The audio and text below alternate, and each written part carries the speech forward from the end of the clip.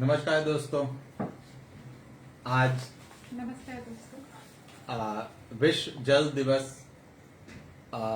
22 मार्च को मनाया जाता है। उसके उपलक्ष्य में आज मैं विकास रंजन डॉक्टर ममतामयी प्रियदर्शनी जी से जल के संदर्भ में बात करूंगा। विश्व जल दिवस जल की महत्ता और उससे जुड़े संकटों के बारे में लोगों को जागरूक करने के लिए मनाया जाता है और संयुक्त राष्ट्र संघ के सतत विकास लक्ष्य के अनुच्छेद 6 के अंदर सभी को पानी और स्वच्छता का लाभ मिले के लिए काम करता है, के लक्ष्य को प्राप्त करने के लिए काम करता है। तो इस संदर्भ में ये 2021 का विषय वैल्यूइंग वाटर है, जिसका मतलब होता है जल का मूल्य समझना है कि जल का क्या मूल्य है। जब तक हम पानी के सही मूल्यों को नहीं समझेंगे तब तक हम इसका संरक्षण एवं इसके लिए मानव कल्याण के लिए या प्रकृति के संरक्षण के लिए काम नहीं कर सकते। तो इस संदर्भ में दोस्तों आज मैं डॉक्टर ममतामयी प्रियदर्शनी जी का स्वागत करता हूं। नमस्कार, थैंक यू। ममता जी को आप दोस्तों केवल एक राजनीतिक के रूप में आज तक शायद जानते हो, लेकिन आप लोगों में शायद बहुत कम को पता होगा कि ममता जी एक बहुमुखी प्रतिभा की धनी है, जिन्होंने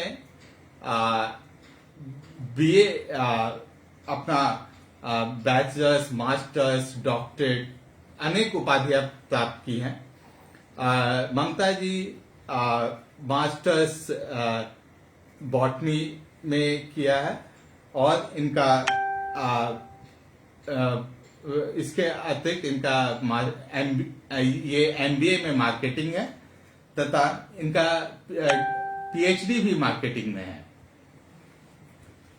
तो इस तरह से दोस्तों ममता जी का तो इसके अलावा बहुत सारे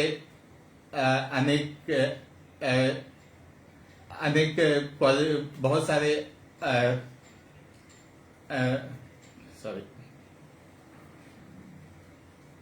बहुत सारे क्वालिफिकेशंस हैं, पर अभी मैं इस समय की कमी के कारण मैं सिर्फ यहाँ पर आपको इस संदर्भ के एक क्वालिफिकेशन कि इन्होंने एक इकोल पॉलिटेक्निक स्विट्जरलैंड से इन्होंने जल प्रक्रमण एवं भंडारण की भी शिक्षा ली है। तो बस इसको उजागर करना चाहता हूँ।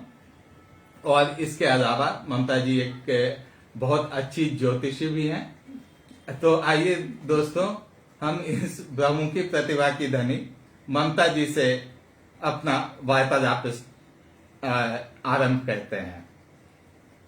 नमस्कार ममता जी। नमस्कार आपका। आपने बहुत अच्छे से हमारा परिचय दिया, आपका बहुत धन्यवाद करती हूँ जी। धन्यवाद ममता जी। मैं चाहता हूँ कि आज आपको, आपके चाहने वाले, आपसे जुड़े सभी लोग आपके अनेक दूसरे आयामों को जाने और समझें।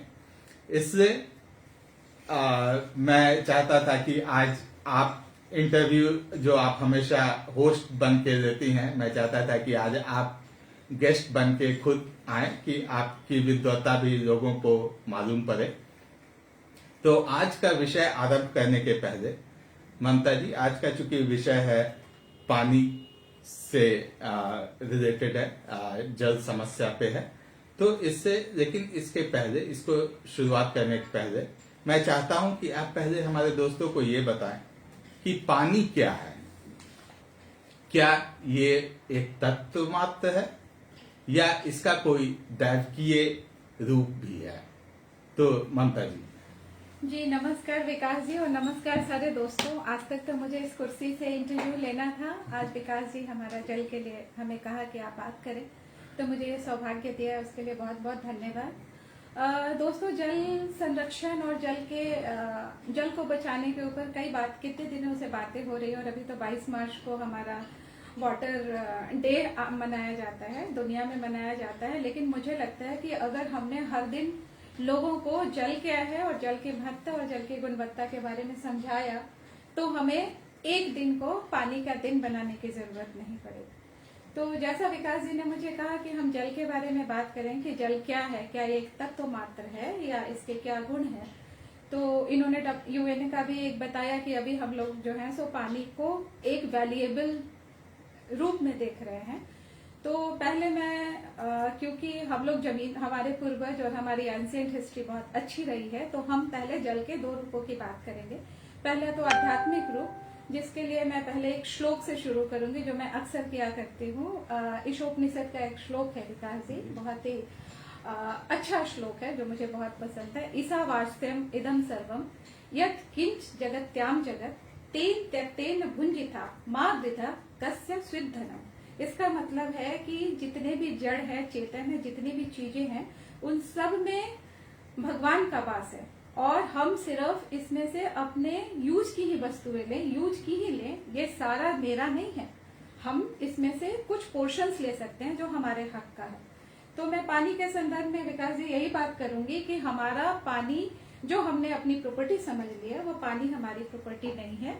तो पानी को हमें सबके लिए छोड़ के चलना है, चाहे वो वृक्ष हो, चाहे वो जीव जंतु हो, चाहे वो हमारा पर्यावरण के जो फूड आहार श्रृंखला है, उसमें हम किसी एक को डिस्टर्ब करेंगे तो सारी पारिस्थितिकी, जिसको बोलते हैं इकोलॉजिकल सिस्टम, डिस्टर्ब हो जाएगा।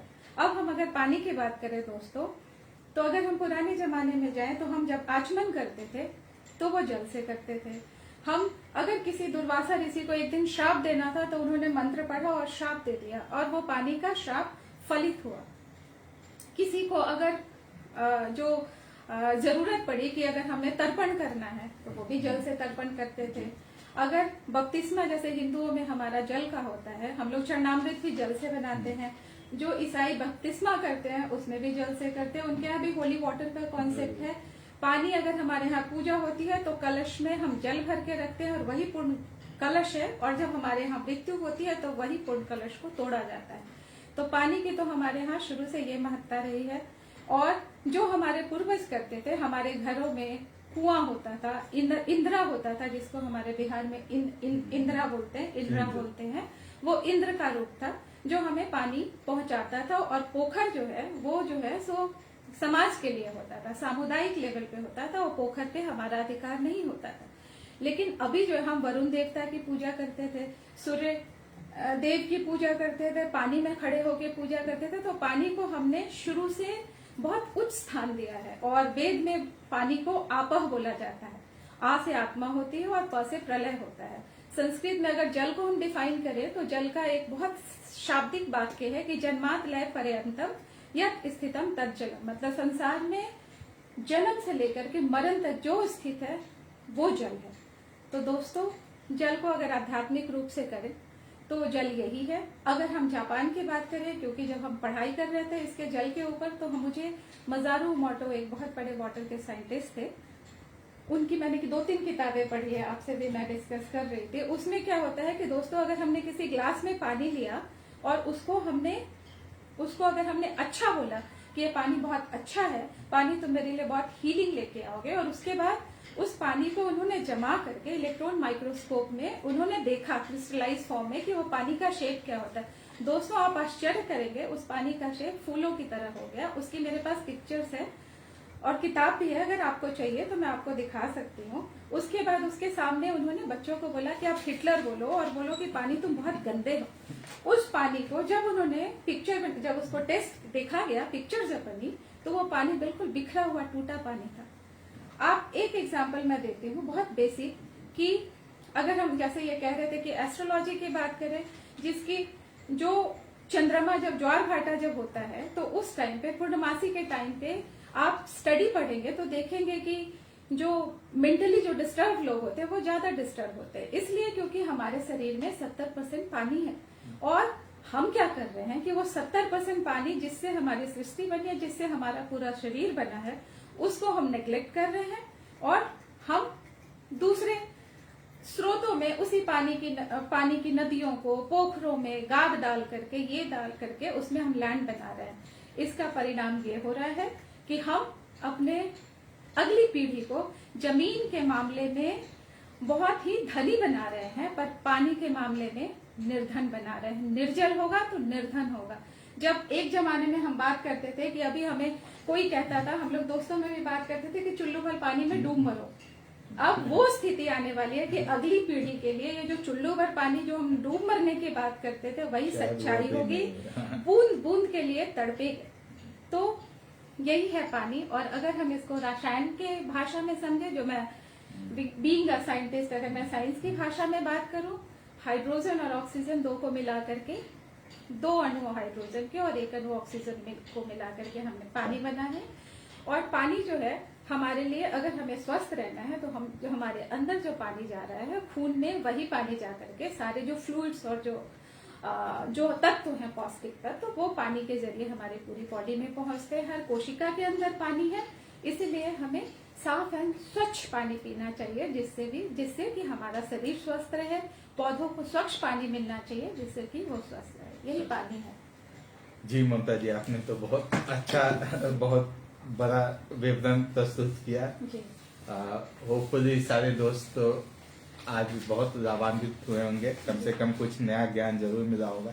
लेकिन अब हम आज के अपने मूल विषय, जल क्या है, जल संकट क्या है और जल संकट के मुख्य कारण क्या है, मैं चाहता हूं आप दर्शकों को आज के संदर्भ में इस जल संकट के बारे में बताएं। थैंक्स। फिर से जल पे बात हो और जल संकट की बात ना हो, वो ऐसा तो हो ही नहीं सकता, क्योंकि हम भगवान बने हुए हैं और हमने पानी को एक संकट की स्थिति में डाल दिया है। पानी ऐसी चीज नहीं है विकास जी जो प्रयोगशाला में बनाई जा सकती है। पानी हमें जितना मिला है, 2% से ज्यादा पानी हमारे पीने के लिए उपयुक्त नहीं है। WHO कहता है कि 86% बीमारियां, 86% से ज्यादा बीमारियां हमें स्वच्छ पानी नहीं पीने के कारण होती है। लेकिन फिर भी विश्व जल संकट की तरफ बढ़ रहा है। और 1995 में जब जल संकट की बात हो रही थी, तो इस्माइल जी एक बहुत बड़े इकोनॉमिक रिफॉर्मर, तो उन्होंने ऑलरेडी ये बात कही थी कि अगला विश्व युद्ध जो होगा, इस बार का जो विश्व युद्ध हो रहा है वो तेल के लिए हो रहा है, अगला विश्व युद्ध होगा पानी के लिए। इसलिए WHO ने भी अपने मिलेनियम जो गोल है उसमें पानी की चर्चा की है कि पानी इस बार हमारे लिए सबसे इम्पोर्टेंट है। जल ही जीवन का आधार है और जल के बिना हम अपने जीवन की कल्पना तक नहीं कर सकते हैं। जल है तो कल है, और इतनी सारी हम जल पे बातें कर रहे हैं, और फिर भी इस संसार में, जैसे मैं कह रही थी, 2% से ज्यादा पानी पीने के लिए उपयुक्त नहीं है। तो अब सवाल ये उठता है कि जल संकट हुआ क्यों, जब हमें प्रकृति ने इस तरह से बनाया, हमें प्रचुर पानी दिया। जल संकट ऐसे हुआ कि जो हम लोग जो है, हम क्या कर रहे हैं कि जो हमारे ग्रामीण इलाकों की बात करें तो गांव में जो पोखर हैं, जो छोटे छोटे तालाब हैं, हम लोग उसको भर रहे हैं। उसको भर करके हम सोचते हैं सारा कूड़ा कचरा उधर जाए, सारी चीजें, हमारे घर का कुछ कचरा जाए, हमें वो थोड़ा सा लैंड मिल जाए। थोड़े से स्वार्थ के लिए हम उन पोखर को भर रहे हैं, जिससे भूमिगत जल हमें हमारे खत्म होते जाए, कुएं को बंद करते जा रहे हैं। पहली चीज, जो पाइप्स पानी की हम बात कर रहे हैं कि हमारे यहाँ एक योजना बनी है, हमारे बिहार में भी योजना बनी है कि हम हर घर में, क्योंकि हर जगह भी आर्सेनिक और फ्लोराइड बहुत बड़े लेवल पे चल रहा है, जिसके कारण कैंसर बहुत हो रहा है। मैंने तो पूरा आर्सेनिक और फ्लोराइड कहाँ कहाँ किस जगह पे, उसकी तो पूरी स्टडी करी है, वो कभी मैं आपके साथ शेयर करूंगी, और उसके क्या क्या बीमारियां हैं। उसके चक्कर में हमारी सरकार ने कहा कि हम पाइप लाइन देंगे और हर जगह जो है सो पानी आपको मिलेगा, पाइप, जिससे सुरक्षित पानी मिले। लेकिन सरकार 150 साल पहले क्या होता था कि हमारे यहाँ हर इंडिविजुअल का काम था कि पानी को हम बचाएं, पानी का संरक्षण करें। लेकिन हमने ये सारी जिम्मेवारी सरकार के पास सौंप दी है। मैं ये नहीं कह रही हूँ कि सरकार गलत कर रही है, ठीक कर रही है, लेकिन अगर हम ग्रास रूट की बात करें तो हमें भी पानी के लिए उतना ही जागरूक होना होगा जो कर रही है। अभी जो है पाइप्स जो है, पाइप्स में इतने सारे लीकेज है, जगह जगह पे लीकेज है, जगह जगह पे जब जाती हो और पानी ऐसे बहता मिलता है, और कहीं राजस्थान के इलाके में सर पे इतना ले करके लोग पानी के लिए दूर दूर तक जा रहे हैं, तो तकलीफ होती है, बहुत तकलीफ होती है। उसके चक्कर में हमने जितने भी हमारे जंगल थे कम किए जा रहे हैं। अभी पटना में धर्मेंद्र जी और कई लोग हैं, उनका मैं देखती हूँ, वो पीपल लगा रहे हैं, नीम लगा रहे हैं, इस तरह की चीजें। वृक्षारोपण हमारे यहाँ नहीं हो रहा है, हम सब काट काट के उसको कर रहे हैं, तो मृदा की नमी सूख रही है।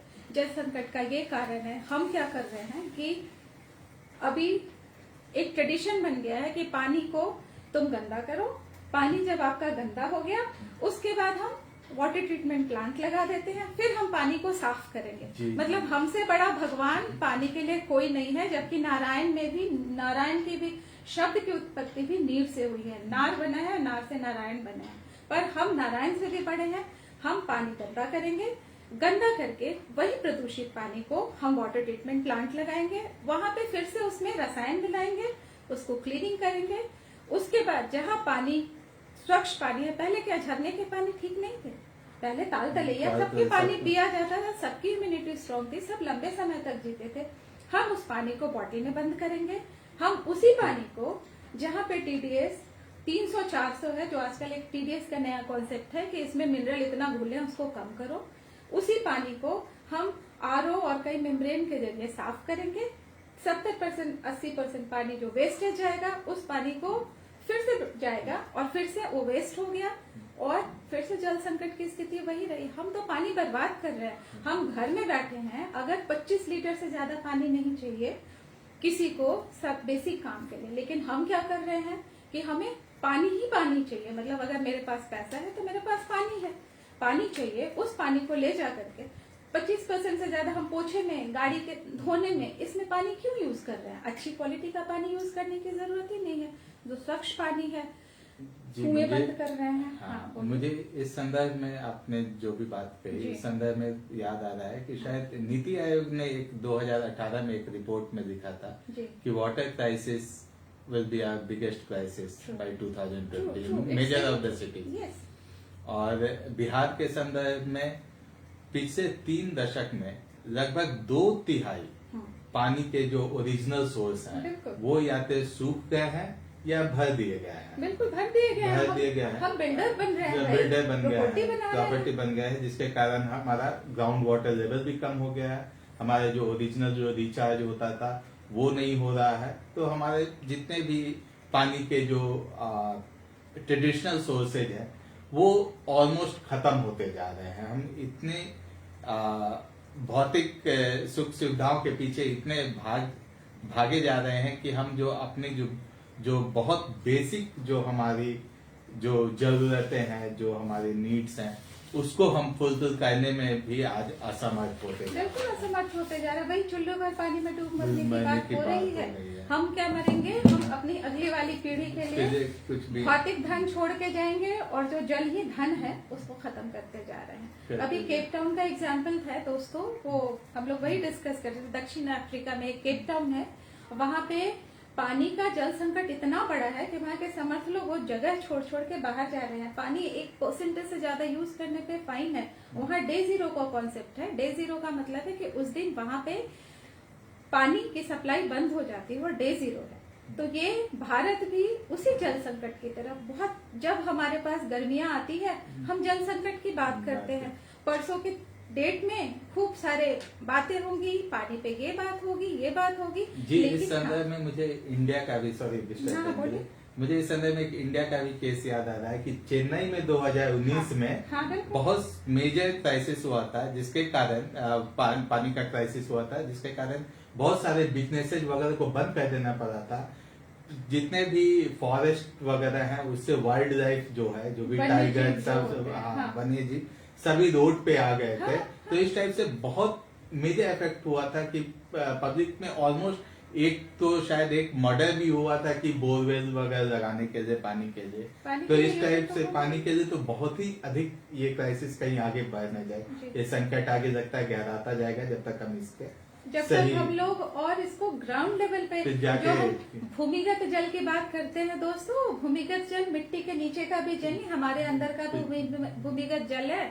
हमें यहाँ से जल संरक्षण के लिए सोचना पड़ेगा। जी ममता जी, अब हम जल संरक्षण की जब बात हो रही है तो आप हमें बताएं कि हम जल संरक्षण कैसे कर सकते हैं, उसके क्या तरीके हैं, और अगर इससे रिलेटेड अगर हमारे दोस्तों को आप बता पाए कि वो कैसे इस क्षेत्र में अपना सहयोग दे सकते हैं। जी हाँ, थैंक यू। ये तो बहुत ही अभी बहुत ज्वलंत टॉपिक है कि जल संरक्षण कैसे किया जाए।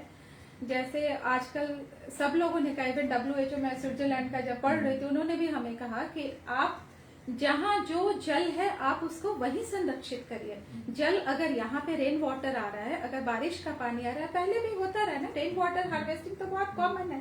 आप उसको छतों पे कलेक्ट करिए, पानी जहाँ बन रहा है आप वहीं उसको करिए। आप गांठ भरेंगे, अंदर के जो रंध्र हैं, जो छिद्र हैं, वो बंद हो जाएंगे, पानी वहीं पे खत्म हो जाएगा।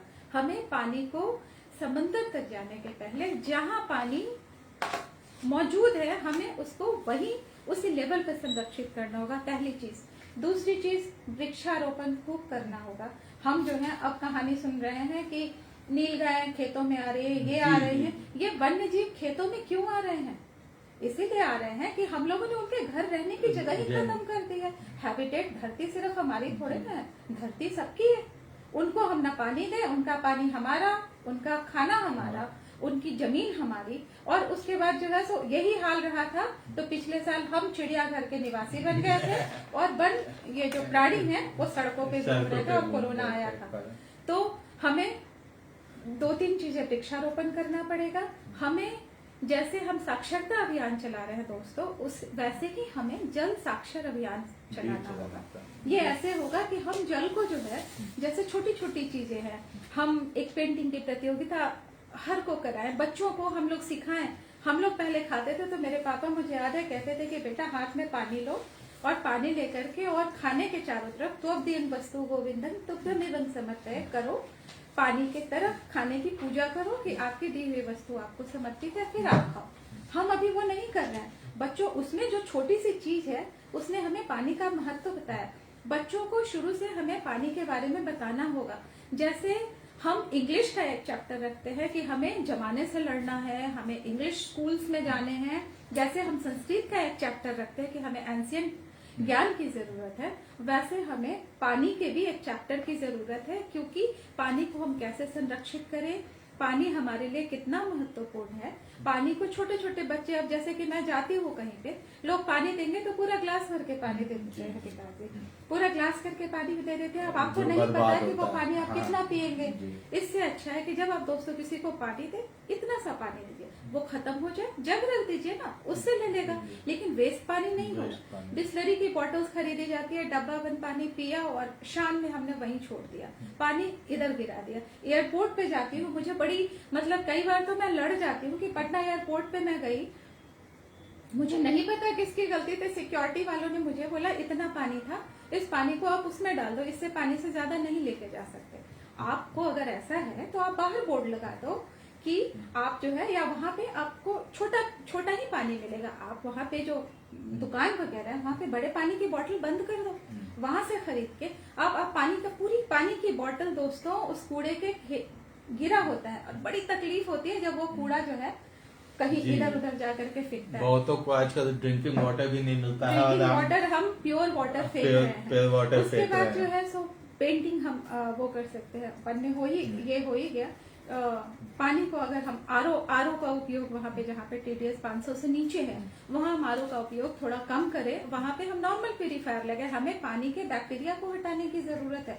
हमें पानी के जो इकोलाई और क्रिप्टोस्पोर्स जो वैसे प्रोटोजोआ है उसको हटा करके वो पानी हमारे पीने लायक है। पानी हम बॉईल करके पी सकते हैं। इंडोनेशिया में सबसे ज्यादा लोग पानी बॉईल करके पीते हैं, लेकिन हम 30% 40% आरओ के फॉर्म में वेस्ट क्यों करें? हमें जैसे 31 मार्च आ रहा है, सब जगह की भैया फाइनेंशियल ऑडिट हो रही है, वाटर ऑडिट क्यों नहीं हो रही? गांव में अभी मार्च के बाद, अभी जब गर्मी का सीजन आएगा, पानी की त्रासदी हो जाएगी, सब पानी के लिए तड़पेंगे। अभी वाटर ऑडिट करिए, जहाँ जहाँ जहाँ जहाँ जल लीकेज है वहाँ बंद करिए। एक जगह मैं गांव में गई, वहाँ पे विक्रम में ही, वहाँ पे एक तरफ पानी पूरा का पूरा बह रहा है और दूसरी तरफ के गांव सूखे पड़े हुए हैं। हमें उसको चैनलाइज करना चाहिए, बेयर बनाना चाहिए, बेयर बना करके उसको चैनलाइज करना चाहिए। हमें वहां पे जल को सुरक्षित करना होगा। ऐसे छोटी छोटी चीजों को कर करके जी, ये हम बहुत पानी को बहुत बचा जरूरी सकते हैं। है। ये बहुत जरूरी है, क्योंकि अभी करीब 50% लोगों को हमारे कंट्री में शुद्ध पानी जल नहीं मिल पाता है। जी। और रूरल एरिया में तो ये और भी बहुत ही डिफिकल्ट विषय है, क्योंकि वहाँ पे करीब 82% हाउस होल्ड को प्योर ड्रिंकिंग वाटर नहीं मिल पाता है। जबकि हमारे प्रधानमंत्री का ये विजन है कि 2024 तक सबके घर में पाइप्ड वाटर पहुंच जाए। देखते हैं उस दिशा में कितना काम हो रहा है। पाइप वाटर भी अगर पहुंचे तो उसके पहले एक्चुअली पानी पहुंचेगा तो जरूर, पर पानी को आप कितना यूज करेंगे ये सिखाने की जरूरत है। आपको महानगरों में तो आपको पाइप वाटर मिल ही रहा है, पर आप पानी को यूज कितना कर रहे हैं उसको। अब हमारे पास कुछ पैसे होते हैं, उसको हम ढंग से यूज करते हैं ना, बचाते हैं, 10% डिस्पोजेबल इनकम रखते हैं, कुछ हम लंबी सेविंग करते हैं, फिक्स डिपॉजिट करते हैं। हम पानी का फिक्स डिपॉजिट नहीं कर सकते। हम पानी का फिक्स डिपॉजिट करें ना। पानी का फिक्स डिपॉजिट के लिए आपको पोखरों को रखना पड़ेगा, उसमें आप गार्ड भरना है। अभी गांव में कल सुमित से बात हो रही थी, उन्होंने मुझे कहा गांव में पोखर भरे जा रहे हैं। क्यों पोखर भरे जा रहे हैं? आप फिक्स डिपॉजिट करिए, वही काम आने वाला है आपके आगे। अदरवाइज वुहान में कोरोना टाइम में हुआ था, पैसे नीचे गिर रहे थे और उन लोगों को खाने के लिए तड़पना पड़ रहा था। यही पानी का हाल होने वाला है।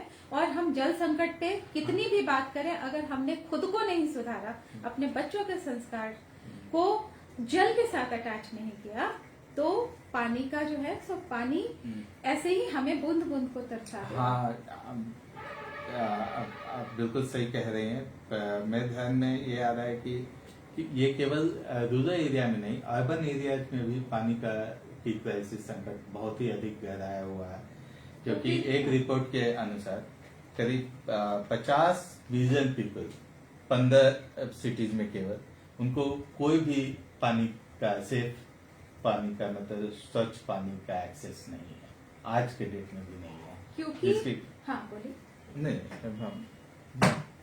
नहीं, आप बिल्कुल सही कह रहे हैं। महानगरों में भी यही हाल है। मैं अभी भी कह रही हूँ कि आप लोगों को हमारे जो प्राकृतिक जो पारंपरिक चीजें हैं उसकी तरफ जाना पड़ेगा। हम भी पानी का जब भी डिस्कशन करते हैं, मैं बहुत आश्चर्य में पड़ी दोस्तों, जब मैं जो स्विट्जरलैंड का वाटर पे जब मैं कोर्स कर रही थी, वो मुझे सिखा रहे हैं कि भारत में मोरिंगा, जिसको हम लोग मुनगा कहते हैं बिहार में, और ड्रमस्टिक कहते हैं इंग्लिश में, सहजन जिसको बोलते हैं, मोरिंगा के बीज और निर्मली के जो बीज हैं, उन्होंने हमें सिखाया कि वहां पे जाके सहजन के बीज और निर्मली के बीज को अगर मिट्टी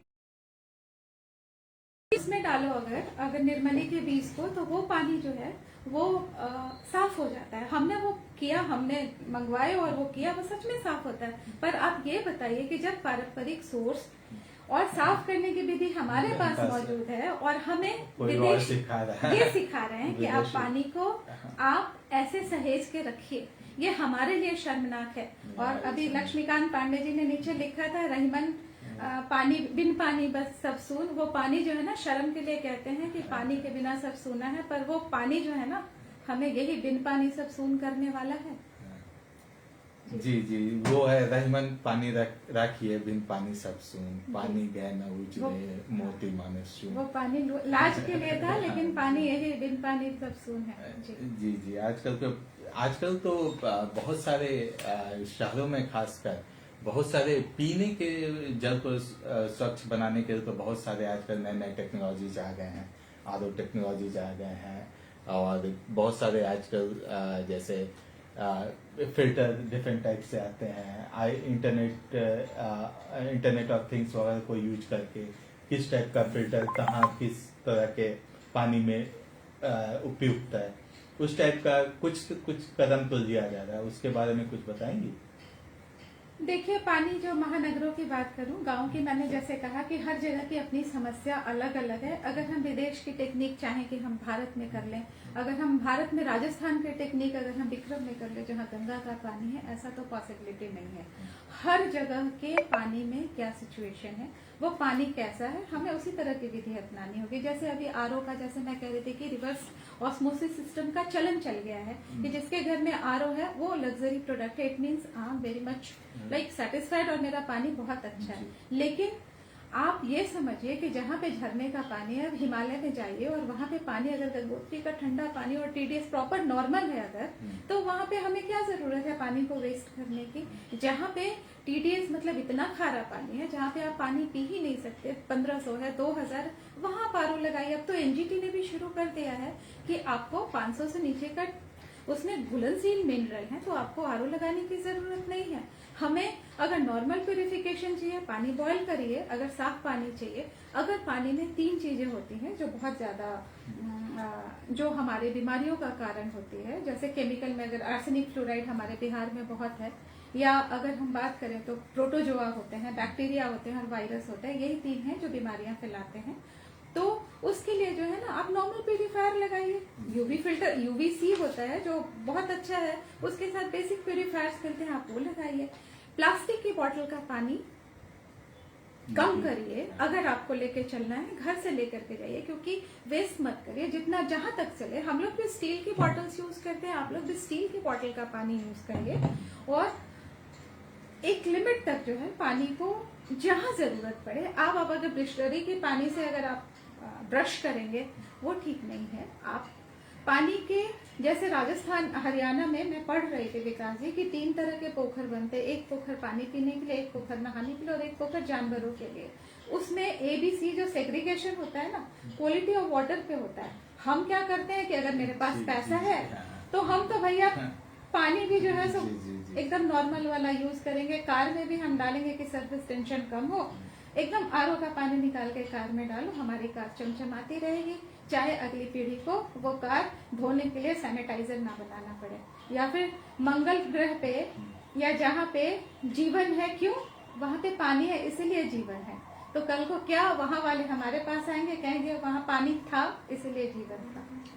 जी, इस संदर्भ में मुझे ये पानी के क्वालिटी पे दूसरे देशों में तो बहुत अधिक क्वालिटी, पानी के क्वालिटी के अनुसार उनका उपयोग किया जाता है।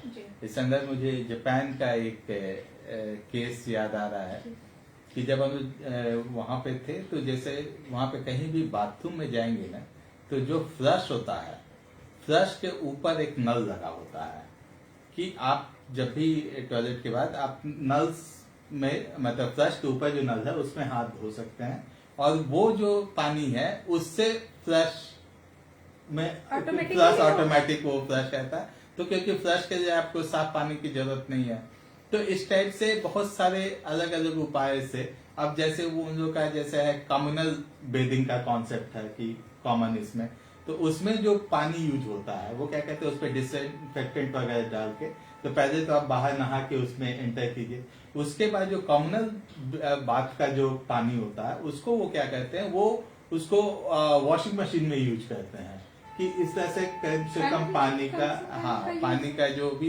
यूज हो, मतलब कि जिस क्वालिटी का पानी हो और जिस पानी को जितना भी यूज हो पाए, तो उस टाइप से यूज करके पानी की बचत करने का, ये सब चीजें हमें करने की बहुत जरूरत है।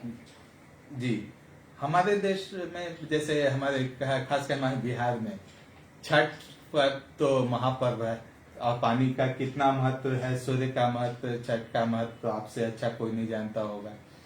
तो उस समय हम लोग सब छठ के लिए हम लोग मार्केट जाते थे, मतलब पोखर पे जाते थे, सारी भीड़ इकट्ठी होती थी।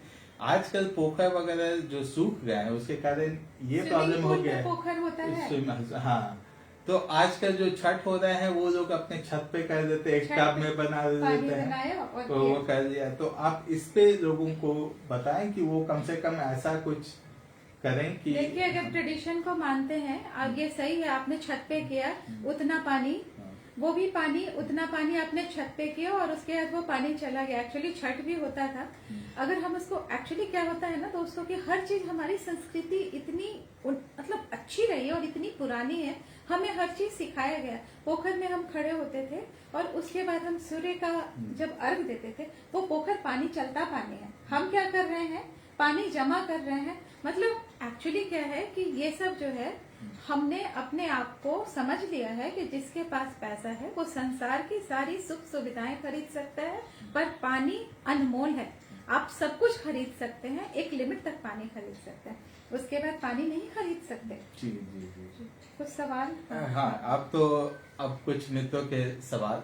सबसे पहले तो मैं ये छठ से रिलेटेड, आप जल स्तर को बढ़ाने में आहार पोखर के महत्व पे कुछ प्रकाश डालें। किन्होंने पूछा उनको थैंक्स भी करते जाइएगा। हाँ बिल्कुल बिल्कुल, ये जी। तो सवाल आया है मृगेंद्र जी की तरफ से। अच्छा, क्या पूछा उन्होंने? कि जल स्तर को बढ़ाने में आहार पोखर के महत्व पे प्रकाश डालें। जो पोखर है और अभी जो है सो गाद भरी जा रही है, उसका एक कैलकुलेशन है कि इतनी गाद अगर आप भरते हैं और हर साल आप इतनी गाद भरते हैं तो कितने साल ये पोखर की लाइफ है, उसका एक कैलकुलेशन मैं आपको ये भी भेजूंगी दोस्तों, अगर आपको चाहिए होगा तो। हम लोगों ने वो पढ़ा है। तो हम क्या कर रहे हैं, हम पोखर में जो उसके अंदर के जो छिद्र होते हैं, जो रंध्र जिसको बोलते हैं, वो भरे जा रहे हैं। हम भर भर के उसको दलदली बना रहे हैं, तो उसमें बरसातों का पानी जमा ही नहीं होगा। तो पोखर हर सामुदायिक स्तर पे हमें पोखर की जरूरत है। अभी तो कुएं भी जो है, कुओं के लिए भी बात हो रही है। मैं देख रही थी कि बिहार सरकार में कहीं कुओं की भी बात हो रही है कि कुआं किया जाए, वहां का पानी जो है सो अभी कुछ एरिया है, जैसे मैं बात कर रही थी कि वहाँ पे आर्सेनिक बहुत है। पटना के कुछ एरियाज हैं उसमें आर्सेनिक बहुत ज्यादा है, जिसके कारण पेट का कैंसर। फ्लोराइड गया की तरफ, पूरा भोजपुर की तरफ आर्सेनिक है, फ्लोराइड उधर ज्यादा है। वहाँ पे वहाँ पे पाया गया जो कुएं होते हैं ना, कुओं में आर्सेनिक कम है, कुओं में फ्लोराइड कम है। हमने भूमिगत जल के स्रोतों को, जैसे मैंने शुरू में कहा, पानी जहाँ है हमें उसे वहीं सहेजना पड़ेगा। अगर बरसात का पानी मेरे घर के बाहर आता है, हमें वहां पे रेन वाटर हार्वेस्टिंग का कॉन्सेप्ट तो अब हमें सरकार सिखा रही है और सब्सिडी दे रही है। ये तो यूं हुआ कि भैया बाइक के पीछे हेलमेट पहन के तुम चलोगे, तुम नहीं तो फाइन लगेगा। सरकार क्यों फाइन दे? हेलमेट पहनेंगे तो आपकी जान बचेगी। अगर आपके घर पे पोखर होगा, आपके गांव में पोखर होगा, तो उसमें मछलियां पलेंगी, आपकी कमाई का भी साधन होगा। दूसरी बात है कि आपको जल की कभी कमी नहीं होगी। 60-60, 70-70 फीट पे सूख रहे हैं चापाकल, आप चापाकल लगाते जाइए ना, पानी ही नहीं मिलेगा, कितना दोहन करेंगे? कभी न कभी तो वो खत्म होने ही वाला है। वो कोई सदा, पहले मैं जैसे आपको बोल रही थी ना कि हमारे पूर्वज तारीफ करते थे नल की, कल बहते झरने, कल बहती नदियां, वो सुंदर मानी जाती थी। वो कल जो सोचते होंगे ना, मुझे लगता है कि वो कल मीन्स वैसी नदी जो कल भी बहे, वो सुंदर है। तो हम क्या कल नदियां बहती का बात कर सकते हैं जब हम सारी नदियों को सुखा करके? सरस्वती विलुप्त हो गई। गंगा जो है, गंगा को अभी कल मैं पढ़ रही थी एक रिपोर्ट में, कई जगह पे ऐसे चल के पार किया जा सकता है। पानी को, जो सिंधु घाटी सभ्यता पानी के किनारे हुई ना, हम उस पानी की सभ्यता को विलुप्त करने की कगार की तरफ जा रहे हैं। जी। अब हमारे दूसरे दोस्त सुमित कुमार जी का प्रश्न है जी। पानी को गांव लेवल पर कैसे बचाया जाए, उस पर प्रकाश डालने की कृपा करें। दोस्तों, गांव लेवल पे जो है सो जैसे कि मैंने कहा कि हर गांव की अपनी अपनी पानी जो है हर का इंडिविजुअल है। कुएं होने चाहिए, जो कुएं आपके यहाँ है उसको ना भरा जाए, उसको क्लीनिंग करा दी जाए, उसको रेन वाटर हार्वेस्टिंग के लिए यूज किया जाए। पोखर जो है, जैसे आप कह रहे थे डिग्री के गांव में जो पोखर है, पोखर लोग भर रहे हैं, वो उसको स्टॉक किया जाए। वृक्षारोपण किया जाए। जैसे कुछ पौधे हैं, जैसे जलकुंभी का पौधा है, उसके बारे में कहा जाता है कि वो क्या करता है कि नीचे जो आर्सेनिक वगैरह या कुछ ऐसे केमिकल्स है उसको वो सोखता है। ऑल्दो वो बहुत जल्दी बढ़ता है, लेकिन फिर भी हमें कुछ पोर्शंस में वो लगाने चाहिए, जिससे कि एक तो बनने, मतलब वहाँ पे जो मछलियों वगैरह के लिए भी ठीक हो, पानी भी थोड़ा क्लीन हो। जहाँ पे गांव में जैसे कि वो डीजल से आप पूरा का पूरा कृषि कर रहे हैं, वैसी जगह पे जहाँ पे पानी थोड़ा सा कम है, वहाँ पे ड्रिप इरिगेशन करिए। वहाँ पे चावल की खेती से ज्यादा दलहन को प्रमोट किया जाए, क्योंकि चावल में ज्यादा पानी लगता है। उस तरह की, मतलब वहाँ हमें बचत करने की जरूरत है। एमपी में कई गांव है, वहाँ पे लोगों को प्रमोट किया जाता है, आप दलहन की खेती करिए, चावल वहाँ करिए जहाँ पानी का बहुतायत सोर्स है। पर भूमिगत जल को खींच करके आप दोहन मत करिए पानी का, इधर उधर पानी मत फेंकिए। बच्चों को सिखाइए, क्योंकि बच्चे जो है सो आज से बाहर जा रहे हैं, कल को जा रहे हैं, उनको शुरू से जल को कैसे बचाना है, जल को कैसे यूज करना है, उसके बारे में सिखाइए। जी, इस संदर्भ में मुझे फिर एक याद आ रहा है जापान के ही कॉन्टेक्स्ट में। जी जापान में एक प्रीफेक्चर है इनफैक्ट क्यूशू प्रीफेक्चर। वहां पे 1978 में काफी water crisis, ground water level वगैरह पे काफी ये प्रॉब्लम हुई थी। तो उन्होंने एक ग्राउंड वाटर प्रिजर्वेशन ऑर्डिनेंस लाया था, जी ये कहते हुए कि अभी से जो भी यहाँ पे पानी निकालेगा जी उसको एक फिक्स उसको गवर्नमेंट को पहले से उससे परमिशन लेना पड़ेगा। जी और विदाउट परमिशन अगर कोई निकालने की कोशिश करता है तो उसके लिए उसको फाइन होगा।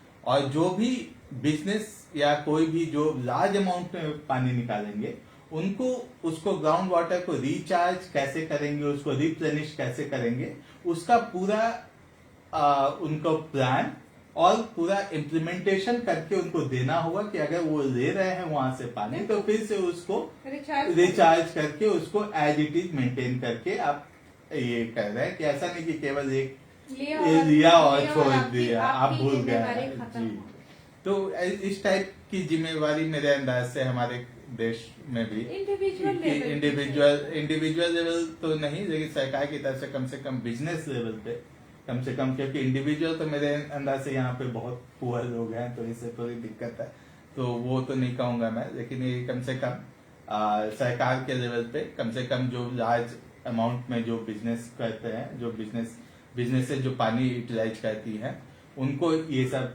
के लिए इनिशिएट करना चाहिए। अब हमारे एक दोस्त का प्रश्न आया है कि ये निशांत कुमार जी हैं, इनका प्रश्न है वर्षा जल संचयन पे अपना दृष्टिकोण बताइए। वर्षा जल थैंक यू निशांत जी। वर्षा जल संचयन पे तो हमने बात की ही है कि पानी जहाँ पे गिरता है हम उसको वहीं पे रोक करके रखें।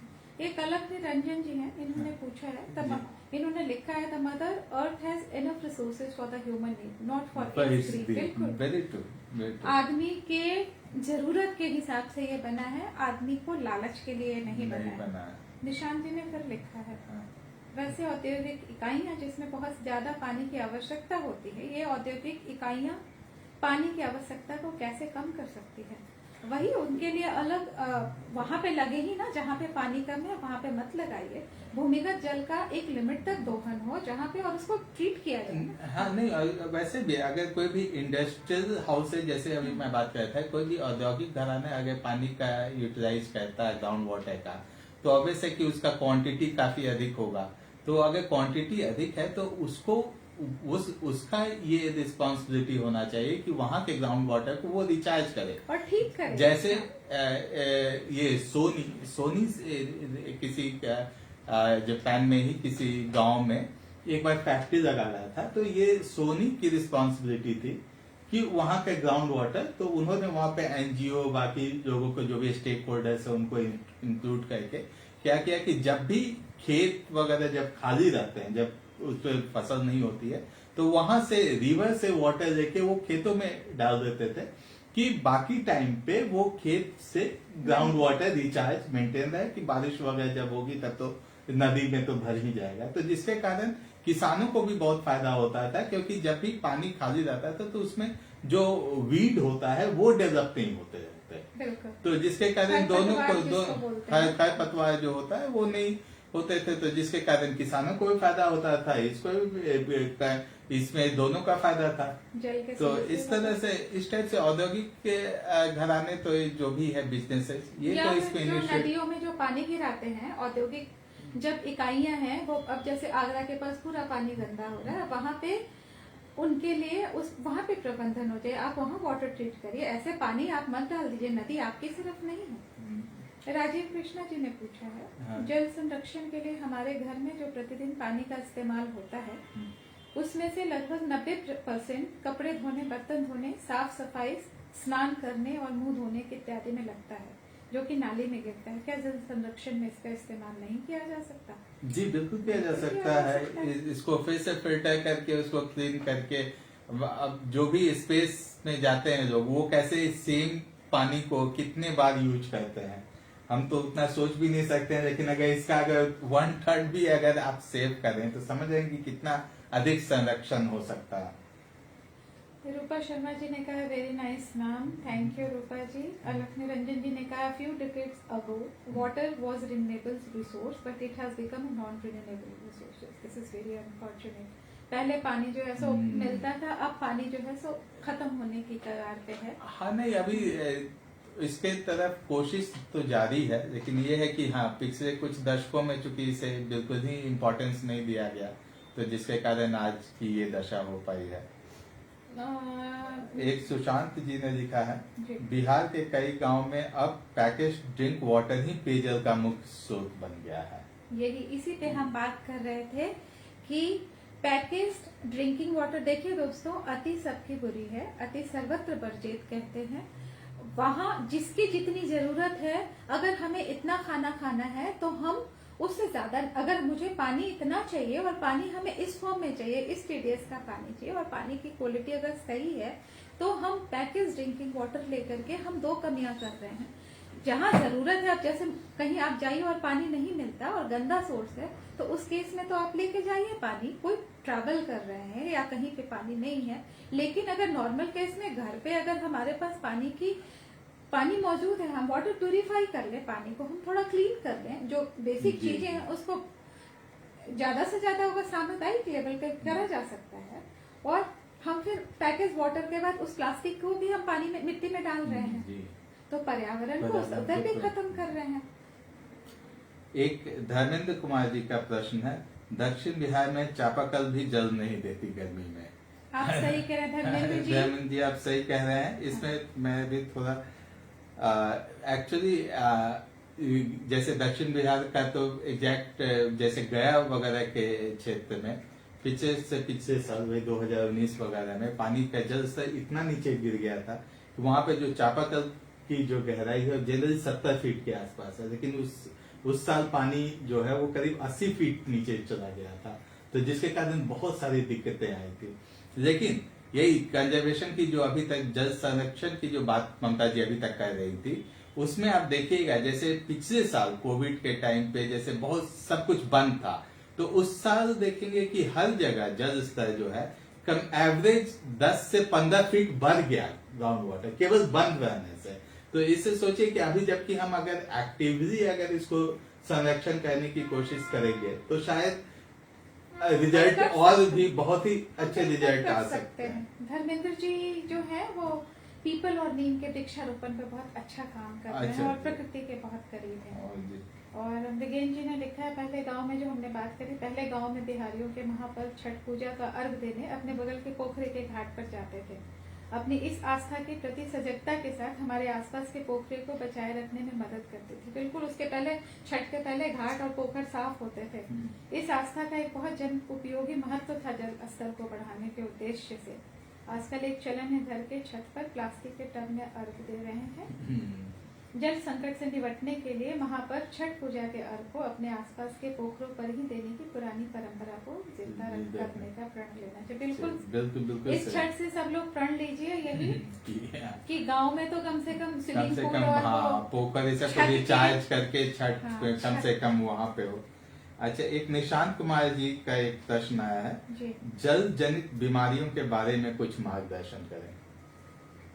देखिए बहुत निशान जी, थैंक यू, आपने पूछा। ये एक अलग से टॉपिक है, इस पे हम लोग डिस्कस करेंगे कि जल जनित, जैसे हम बात कर रहे थे शॉर्टकट में कि प्रोटोजोआ है, बैक्टीरिया है और वायरस है। ये जो है सो बेसिकली जल जनित बीमारियां जैसे जॉन्डिस है। अभी गया के कुछ गांव हैं, कुछ टाइम पहले लोग गए थे 2-3 साल पहले, तो सबके पैर टेढ़े हो रहे हैं, सब फ्लोरोसिस बहुत ज्यादा हो रहा है क्योंकि वहाँ फ्लोराइड की अधिकता है। यहाँ पे कैंसर बहुत हो रहा है।